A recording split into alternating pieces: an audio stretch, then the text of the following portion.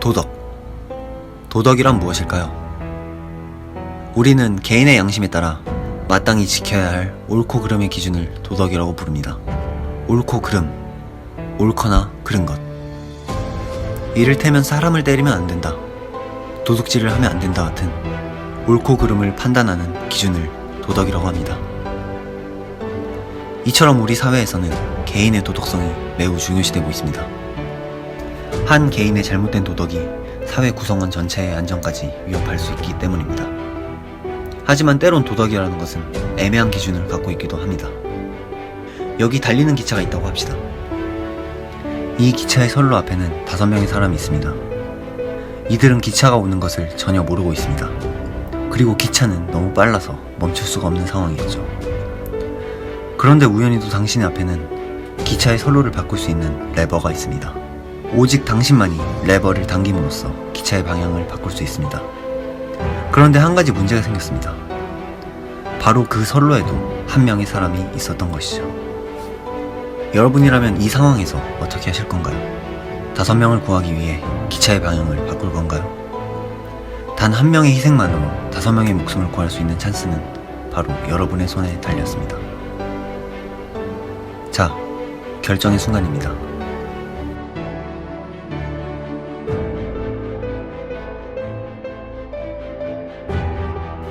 만약에 당신이 레버를 당겼다면 당신은 매우 용기 있는 행동을 한 것입니다.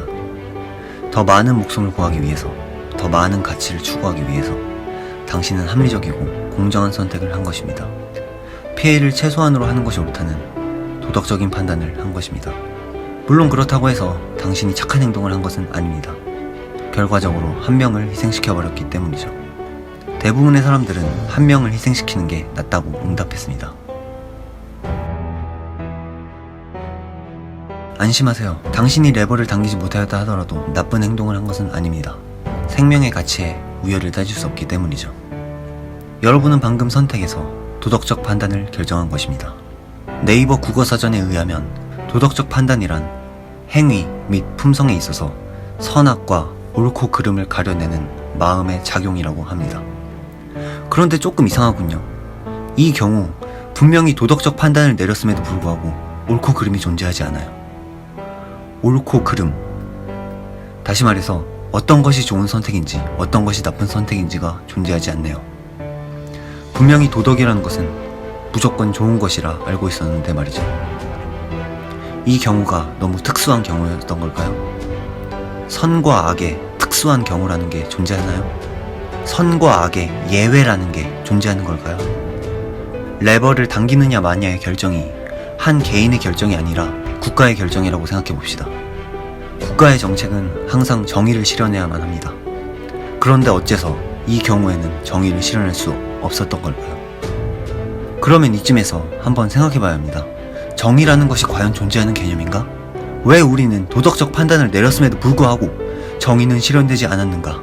도대체 옳고 그름의 기준은 무엇이란 말인가? 아니 잠깐만요. 애초에 옳다는 건 무엇이고 그르다는 건 무엇이죠? 정의라는 것은 무엇이며 옳고 그름이란 무엇인가에 대한 해답을 찾기 위해서 우리는 먼저 도덕이라는 것이 어떻게 탄생하게 되었는지 그 기원에 대해 알아봐야 할 것 같습니다. 지금으로부터 약 30만 년 전, 인류의 조상이었던 호모 사피엔스들은 무리를 이루고 집단을 이루며 살아갔습니다. 식량을 얻기 위해 다 함께 사냥을 하였고 때로는 외부의 적들을 방어하며 공동체를 이루었습니다. 이들은 함께 하고 싶어서 공동체를 이루었던 것은 아닙니다. 살아남기 위한 선택이었을 뿐이죠. 공동체 생활에서는 도덕성이 더욱 강조됩니다. 처음에는 다양한 사람들이 존재했습니다. 공동체 생활에 협조적인 사람이 있는가 하면 비협조적인 사람도 있었습니다. 시간이 지남에 따라 비협조적이었던 사람들은 목숨을 잃거나 공동체에서 쫓겨나게 되었습니다. 그렇기에 더 협조적이고 좋은 성격을 가진 사람만이 배우자로서 선택받았을지도 모르죠. 그렇게 수십만 년의 시간이 흘러 비협조적인 성격과 유전자를 가진 인간은 도태되었고 협조적인 성격의 유전자를 가진 인간만이 살아남게 됩니다. 그렇게 우리 인류는 생존을 위해 본능적으로 협동하는 능력, 바로 도덕성이라 불리우는 것을 가지게 되었습니다. 이것이 도덕의 탄생 배경입니다. 결코 인간이 선한 존재였기에 도덕적이게 된 것이 아닙니다. 타인을 돕는 행동이 결과적으로 자신의 생존에 더 유리했기 때문이었죠. 그리고 이 본능은 수십만 년이 지난 지금 더 이상 생존의 위협이 사라진 현대인에게도 아직까지 남아있습니다. 그렇게 우리들은 위험에 처한 누군가를 보면 도와주고 싶고 남을 돕지 못했을 때 죄책감을 느끼는 것이죠. 어쨌든 그렇게 시간이 흘러서 도덕적인 가치를 추구하는 사람들로 이루어진 최초의 도시가 생겨나게 되었습니다. 바로 고대 그리스 아테네입니다. 아테네는 민주주의라는 도덕적 가치를 창출해낸 인류 최초의 정치개혁 도시 국가입니다. 아테네에서는 모두가 정치인이었고 모두가 재판장이었습니다. 모든 시민이 똑같은 권리를 행사할 수 있는 최초의 도시, 모두가 평등한 민주적인 도시, 이것이야말로 진정으로 도덕적인 사회의 모습 아닐까요? 과연 그럴까요? 아테네의 철학자이자 인류 최고의 철학자 소크라테스는 이와 같은 민주주의를 혐오했습니다. 소크라테스는 말합니다. 누가 배의 선장이 되었으면 좋겠느냐고 말이죠. 항해를 모르는 일반 승객들? 아니면 전문적인 교육을 받은 항해사? 이것은 물어볼 필요도 없이 항해사입니다. 다시 소크라테스는 말합니다. 그렇다면 누가 국가의 통치자가 되어야 하는지 말이죠. 국가는 바다 위를 항해 중인 배와 같습니다. 따라서 소크라테스는 소수의 엘리트만이 투표를 해야 한다고 주장하였습니다. 그렇게 아테네의 민주주의를 혐오하던 인류 최고의 철학자 소크라테스는 어리석은 시민 투표자들에 의해 억울한 누명을 뒤집어 쓴 채 처형당하고 맙니다.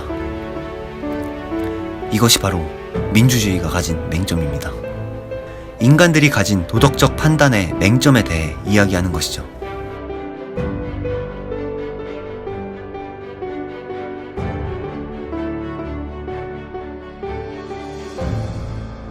그럼 지금까지 옛날 이야기만 했으니 슬슬 우리가 살아가는 현대사회로 넘어와 보도록 합시다. 고대 그리스가 멸망한 후 인류 역사상 두 번 다시 없을 최대의 사건이 발생하게 됩니다. 바로 예수의 죽음입니다. 예수가 죽음을 맞이한 후 예수를 믿는 기독교는 세계 각지로 빠르게 전파됩니다. 기독교는 유럽을 문화적으로 통합하였으며 교황은 하늘을 찌를 듯한 최고의 권위를 갖게 됩니다. 14세기경 아비뇽 유수를 거쳐 종교개혁 이전까지는 말이죠. 그리고 드디어 서기 2020년 기독교의 권위는 사라들었지만 현재까지도 세계를 지배했던 기독교의 영향은 남아있었습니다. 서양의 문물을 받아들였던 대한민국 또한 예외는 아닐 것입니다. 현대 철학의 선구자 프리드리히 니체는 말합니다. 왜 이런 말을 했을까요? 니체는 인간의 도덕을 두 가지로 구분합니다. 노예의 도덕과 주인의 도덕. 여기 노예가 있습니다. 노예는 주인을 보며 비열하다 말합니다.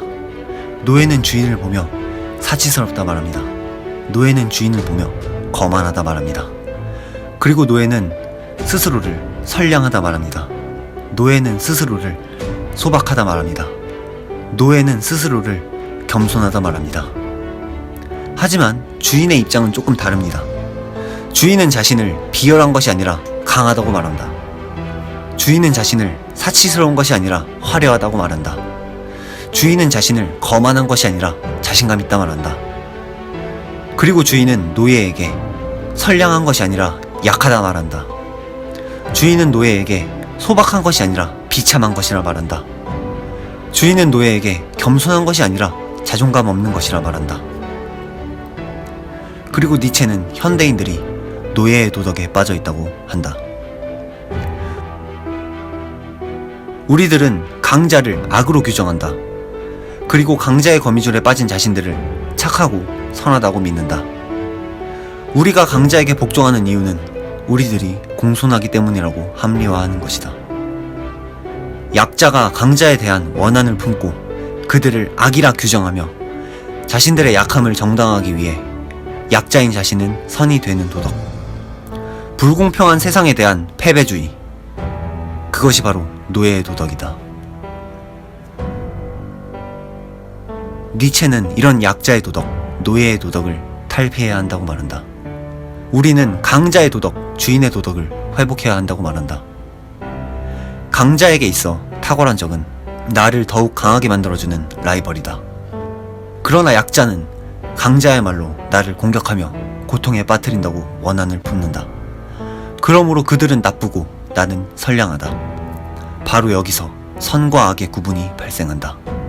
선과 악, 천사와 악마, 천국과 지옥, 바로 기독교의 사상이다. 약자들은 선악이라는 달콤한 기준으로 세뇌시켜 사랑, 배려, 평등과 같은 허구의 가치를 미화하고 인간을 노예의 도덕이라는 혼란의 늪으로 추락시킨 원흉은 기독교였던 것이다. 소크라테스는 민주주의와 평등이라는 허황된 가치를 두려워했던 것이다. 본래 자연계에는 선과 악의 개념이 존재하지 않는다. 5명과 1명의 생명을 놓고 고민했던 기차 문제 또한 처음부터 옳은 선택 따위는 존재하지 않았다. 기독교는 거짓말을 악한 것이라 말하지만 거짓말은 적을 속이는 탁월한 기술이 될 수 있다. 기독교는 질투를 악한 것이라 말하지만 질투심은 나를 더욱 성장시키는 원동력이 될 수 있다. 그러나 노예의 도덕인 우리들에게 거짓말과 질투는 악한 것이다. 당신이 기독교를 믿지 않는다 하더라도 이미 기독교의 사상은 우리에게 뿌리 깊게 침투해 있었던 것이다. 우리들의 뇌는 왜 이토록 비참한 노예의 도덕에 빠져 있단 말인가? 신의 존재를 믿지 않는 우리들이 어째서 그릇된 가치를 믿고 있었던 것인가? 따라서 니체는 우리가 주인의 도덕을 되찾기 위해 기독교적 가치를 없애야 한다고 주장했다. 그러기 위해서는 신을 죽여야만 했다. 때문에 니체는 신은 죽었다라고 표현한 것이다. 자, 이제 신은 죽었다. 그렇다면 우리는 어떻게 해야 할까? 어디를 향해야 할까? 우리들의 최종 목적지였던 천국은 사라졌다. 그토록 믿고 있던 천국이라는 이상향이 사라져버렸다. 우리가 믿고 있던 도덕이라는 가치들과 함께 사라졌다. 이제 우리는 이정표를 잃었고 덩그러니 어두운 현실 속에 남겨졌다. 신은 죽었다. 이제 우리는 어떻게 해야 하는가? 이제 우리는 무엇을 해야 하는가? 니체는 친절하게도 이것에 대한 해답을 제시한다. 니체는 우리에게 초월자가 되라 말한다. 선악의 논리를 초월하라. 자신의 약함을 초월하라. 모든 역경과 고난을 초월하고 자신과 자신의 처지를 사랑하며 능동적으로 가치를 창조하라. 내 인생의 주인이 되어라. 나는 니체의 말이 스스로가 자신의 인생의 신이 되라는 의미로 들린다. 내 인생의 가치는 내가 창조해야 한다.